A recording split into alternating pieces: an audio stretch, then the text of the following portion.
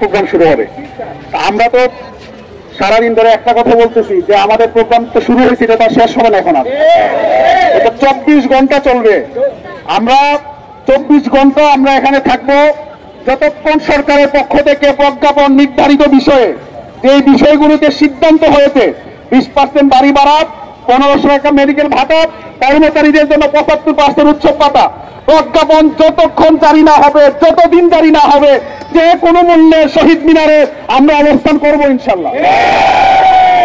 সুতরাং আশা করি আমার এই বক্তব্যের পর আর কেউ জিজ্ঞেস করবেন না যে কখন শুরু হবে। আর শুরু হয়েছে, শেষ হবে না।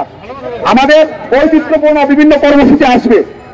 আপনারা জানেন আমরা তখন 22 দিনের আন্দোলন করেছি জাতীয় প্রেস ক্লাবে, উৎসব ভাতা আন্দোলন, সফল আন্দোলন, যার মাধ্যমে আমাদের উৎসব ভাতা 25 থেকে 50 আপনার উন্নীত হয়েছে।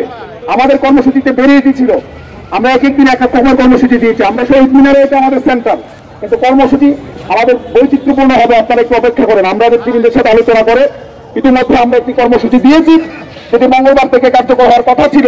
সারা বাংলাদেশের 30,000 এমপিওভুক্ত শিক্ষা প্রতিষ্ঠানে কর্মবিরতি 15 দিবস লাগাতার চলবে এটা।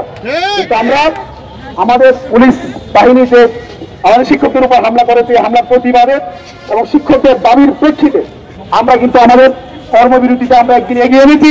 সারা বাংলাদেশের 6 লক্ষাধিক শিক্ষক কর্মচারী তাদের 30,000 প্রতিষ্ঠানে তারা কর্মবিরতি পালন করবে। প্রতিষ্ঠান খোলা থাকবে, 2-4 জন থাকবে, বাকি সবার মোহনা হবে জাতীয় প্রেস ক্লাব। সরকার শহীদ প্রেস ক্লাব বারবার আমরা আসলে অনেকদিন আন্দোলন করেছি, তো প্রেস ক্লাবটা চলে আসে।